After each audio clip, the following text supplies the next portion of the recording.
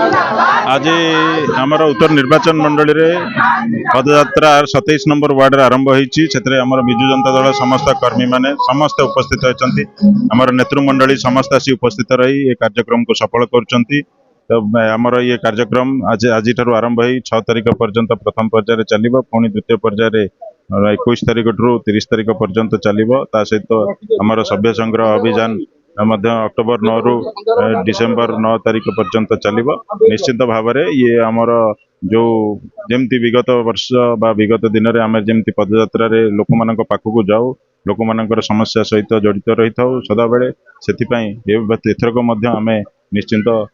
समस्त पाखक जा समस्त लोकों सहित निजर तांकर दुख सुख जमती साक्षी आगुरी थिलु सेमती रहिबु एवं आमर जो सरकार आसचंती वर्तमान बीजेपी दल जो 100 दिन रे जो कौन कौन कौन कौन प्रतिश्रुति देते जहाँ करना लोकों पाखे पहुँचेगा ये हूँ आमर ये पदयात्रा मूल लक्ष्य।